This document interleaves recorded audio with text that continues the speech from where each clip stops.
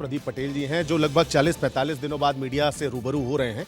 लेकिन वो क्षेत्र के कामों की लगातार मॉनिटरिंग कर रहे थे, अपने लोगों से कह रहे थे कि क्षेत्र की जनता को किसी तरीके की तकलीफ ना हो, और कई काम थे जिसको लेकर के अब उन्हीं से बात करेंगे, सारी चीज़ें उन्हीं के मुंह से सुनना चाहेंगे, क्योंकि जनता भी जानना चाहती है कि आखिर उनके विधायक अभी तक कहाँ थे, आखिर उनको डर किससे था और किस तरीके का वो विकास कार्य चाहते हैं, किस तरीके का मऊगंज वो चाहते हैं और उस तरीके के मऊगंज के लिए लगातार वो काम कर रहे हैं। तो विधायक जी, बहुत स्वागत है विस्तार न्यूज़ में। लेकिन मेरा पहला सवाल यही है कि 40-45 दिनों से बड़ी तलाश चल रही थी आपकी, लापता तो आप थे नहीं, अभी भी हमारे साथ हैं, मीडिया से भी बात की, आपके कई फोटो और वीडियो भी आए जब आपने लोगों को दिशा निर्देश दिए।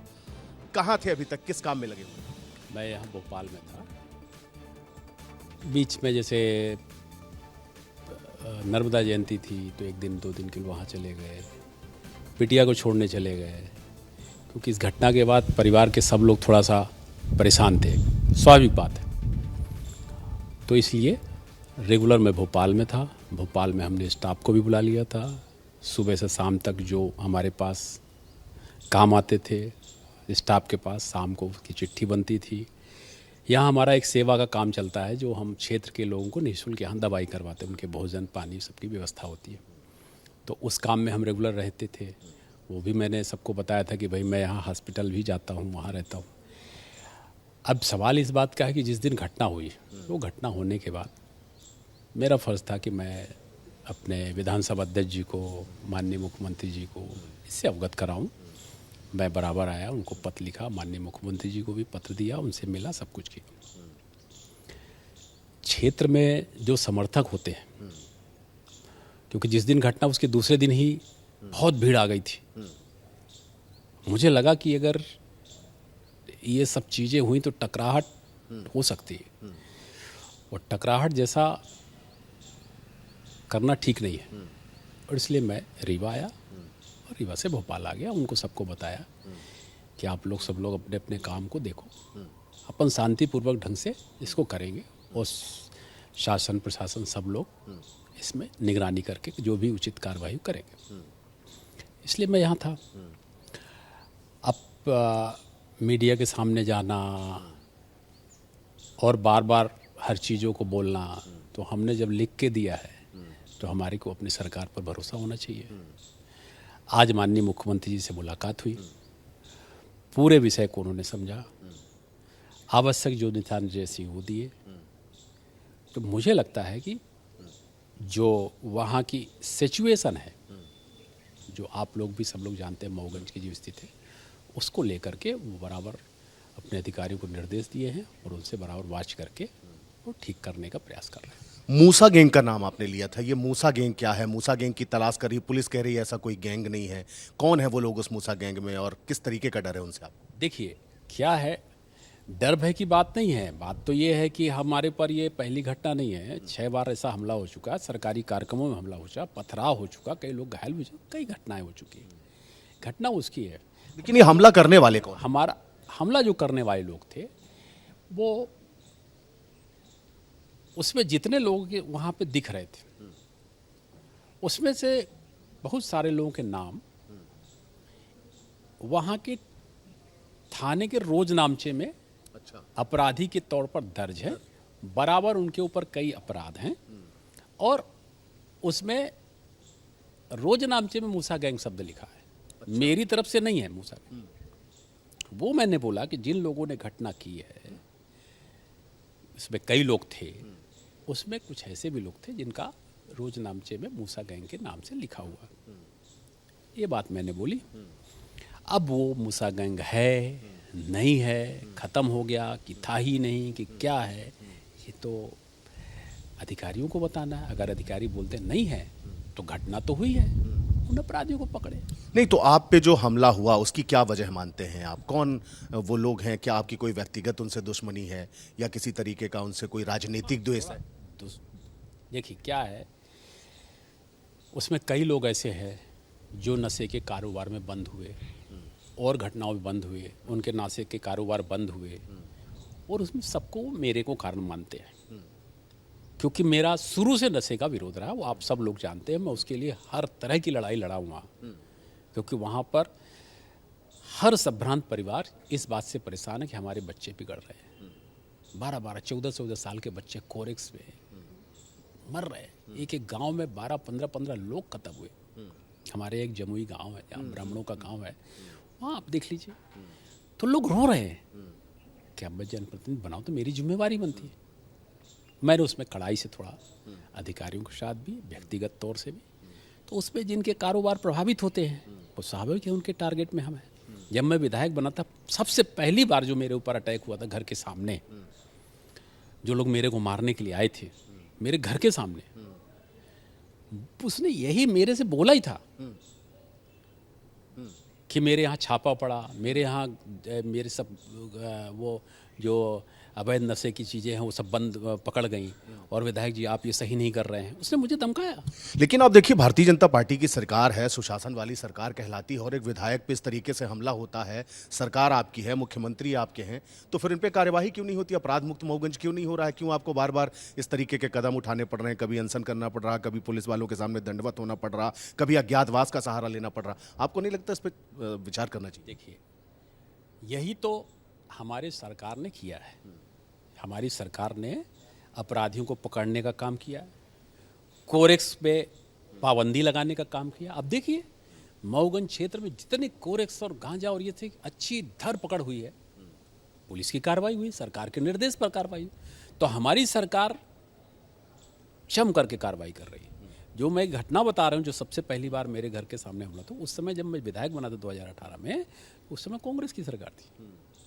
अब कांग्रेस की सरकार में तो फलने फूलने का काम हुआ, मगर फिर इसके बाद जब हम टाइट हुए तो एक्शन हुआ। कोरोना आया, थोड़ा सा मामला रहा। कोरोना के बाद जब चीज़ें हुई, आज माननीय मुख्यमंत्री मोहन यादव जी हैं, उन्होंने बराबर निर्देश दिए हैं। आप देखिए इस समय कोरेक्स की धरपकड़ कितनी ज़बरदस्त हो रही है।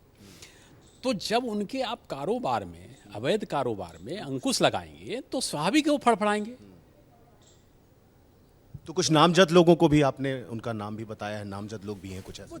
जितने लोग वहाँ हैं वो तो देखिए, पुलिस अगर कहीं भी चक्का जाम होता है तो क्या करती है, वो देखती है कैमरे में कितने कितने लोग हैं, कितने कितने लोग हैं, कर लेती है। तो वहाँ पुलिस थी, अपना मंगा ले, देख ले, सब चीज़ें दिखी है, कौन कौन है उनको पहचान कर ले, उनकी गिरफ्तारी हो जाएगी। लेकिन आपने जिस तरीके से आप मुख्यमंत्री जी मान गए हैं आपकी बात को, और वो मतलब काम में लगा दिया है लोगों को, लेकिन आपने राजनीति से देखेंगे अगला चुनाव लड़ना है कि नहीं? क्योंकि जनता तो आपको 2 बार से आशीर्वाद देती आई, फिर आपको ऐसा क्यों कहना पड़ा कि देखेंगे राजनीति में? भाई इसी रास्ते तो आपको चल के आप समाज की सेवा कर सकते हैं, अपने मऊगंज के लोगों की। देखिए, जब मैं विधायक नहीं था तब भी मैं पूरे क्षेत्र में नेत्रों के शिविर लगा लगा करके एक एक गरीब की आँख को चेक करवाना, ऑपरेशन लायक ऑपरेशन देना, ये सब व्यवस्थाएं मैं पहले भी करता था, अभी भी कर रहा हूँ। तो जो सेवा कार्य है वो तो मेरा जारी रहेगा।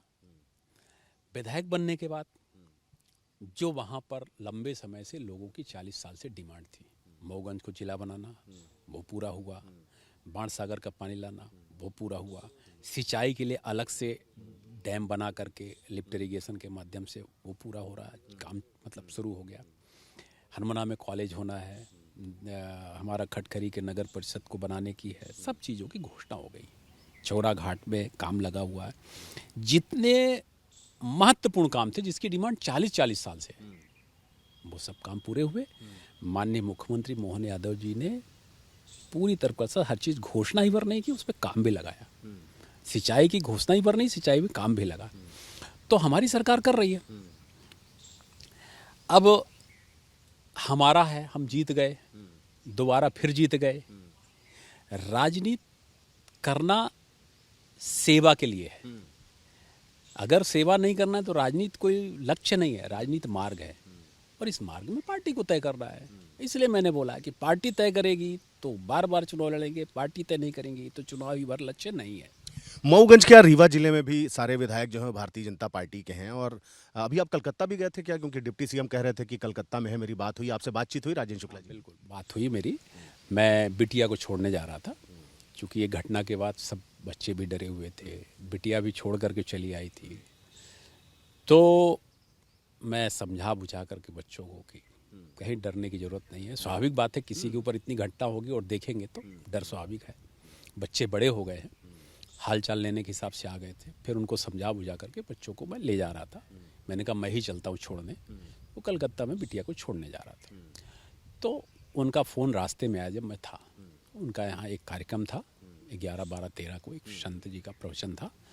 गौ पर एक अच्छा प्रवचन करते हैं, तो वो उनका प्रवचन था। उनके आमंत्रण के लिए वो फ़ोन लगा रहे होंगे कई दिन से। मेरी बात हुई तो मैंने बोला कि मैं कलकत्ता जा रहा हूँ बिटिया को छोड़ने, लौट के मैं 13-14 को आ पाऊँगा।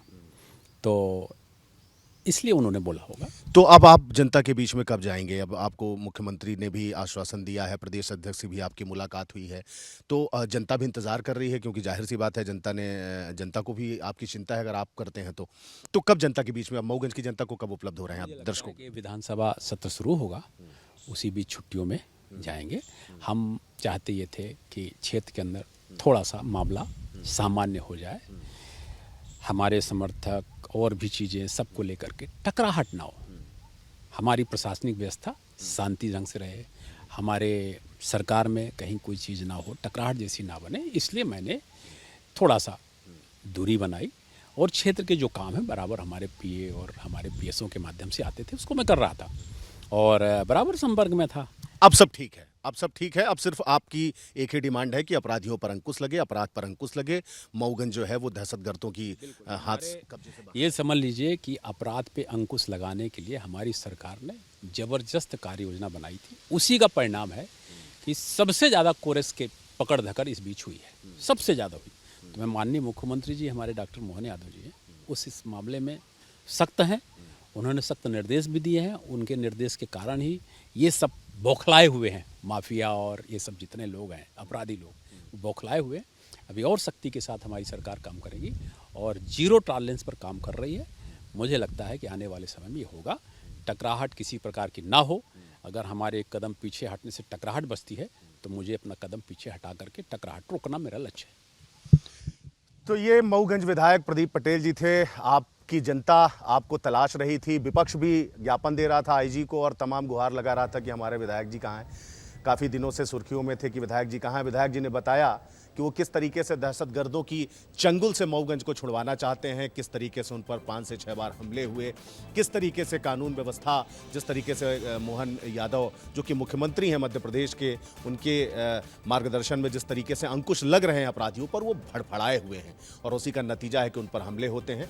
और मऊगंज को दहशतगर्दों के चंगुल से बाहर निकालना उनका उद्देश्य है। जनता की सेवा वो विधायक नहीं थे तब भी करते रहे हैं और आगे भी करते रहेंगे और विधानसभा सत्र के दौरान पड़ने वाली छुट्टियों में वो मऊगंज में अपने क्षेत्र की जनता और अपने लोगों के बीच में जाएंगे।